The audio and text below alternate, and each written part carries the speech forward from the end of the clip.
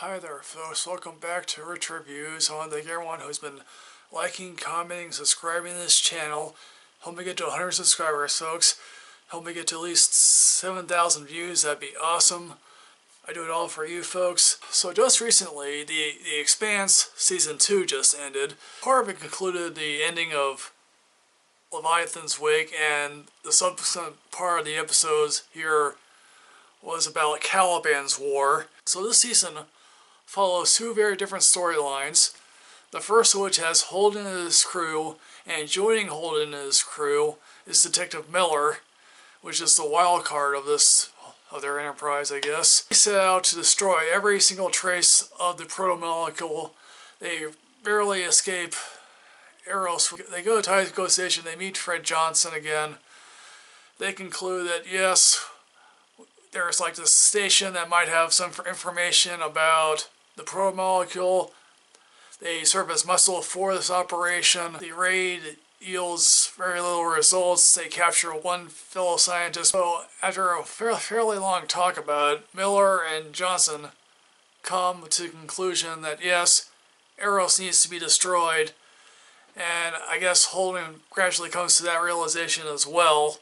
Of course, then they start to plant the bombs on Eros, and things go really haywire, in which Eros starts to move at a rapid pace. Holden and Crew try to chase down Eros. Miller comes to realize he has this idea that he knows what exactly is controlling Eros. That leads to Eros, with Miller on it, crashing into Venus.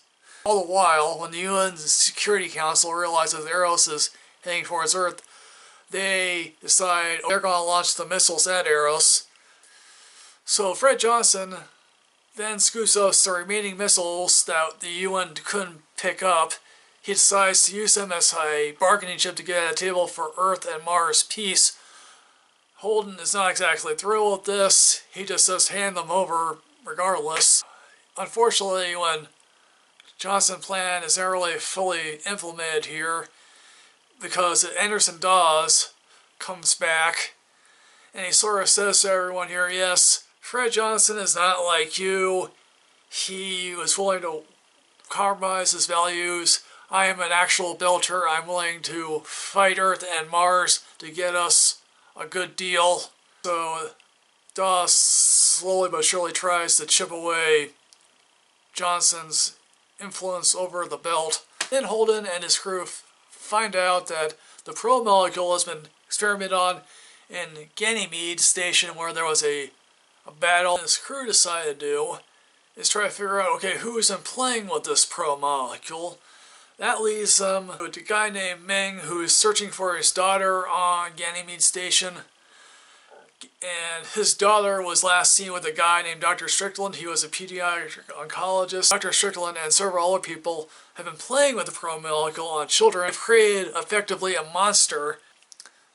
This monster can go outside without an air suit, which is totally amazing. However, this also then leads to Holden and his crew effectively fighting a monster on their ship.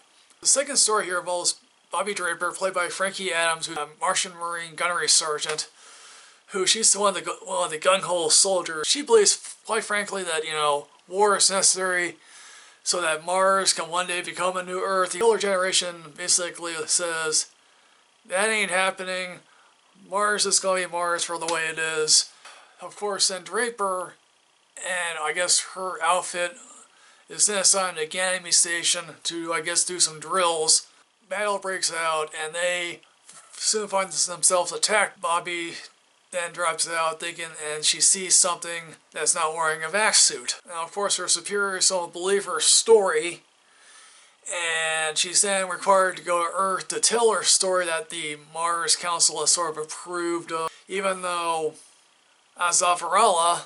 Christian Azavarala here, truly believes that, Draper is here is being told what she needs to be told by her superiors. And Azavarala basically tells her, hey, look, your government is being shitty towards you. It leads Bobby to have a crisis of conscience, and she confronts her superiors about this, and she realizes that the monster's name is Caliban. Here's the thing, I think this is a vastly improved season. I think my criticisms of Season 1, after talking to some other people about it, understand what some people have to say about season 1, I can understand that now. Some of the most amazing scenes here involve Christian Ovzov, for all of the UN head here, which one scene she can tells Aaron right, yes, the reason why, you know, the private sector thinks they can reign over the public sector, the poor public servants don't make enough money and they're all waiting for the private sector bailout by them.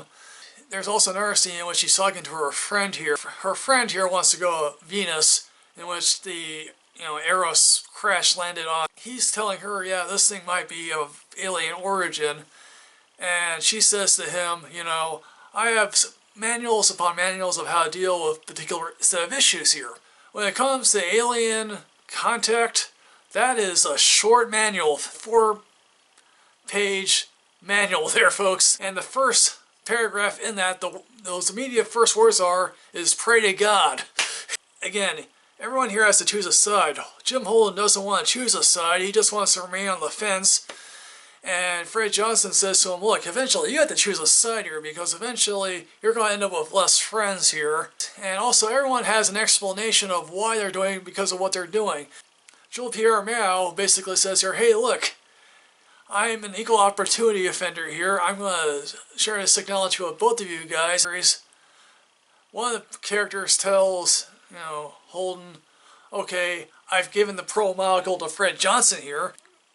This person's explanation of why she gave the pro molecule to Fred Johnson is probably one of the most lovely monologues you've heard in this season. Pretty much, look, mankind has been killing each other since the dawn of time. And basically, this pro molecule is another one of those things. It's like technology basically here is not one-sided. Eventually, it gets out. I believe the 3rd season will probably conclude part of Caliban's war.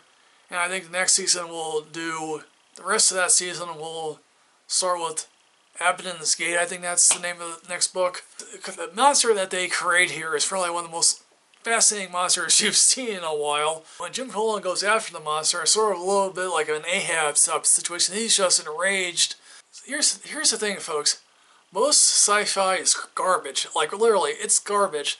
And at least The Expanse is willing to go explore themes of, like, government corruption, alien life forms, in a truly meaningful way, that it doesn't feel like it's sucking down to you. So, folks, The Expanse Season 2 is currently out on whatever platform you could find it on. So, folks, what do you think about The Expanse Season 2? Did you like this season? Did you be good for it all?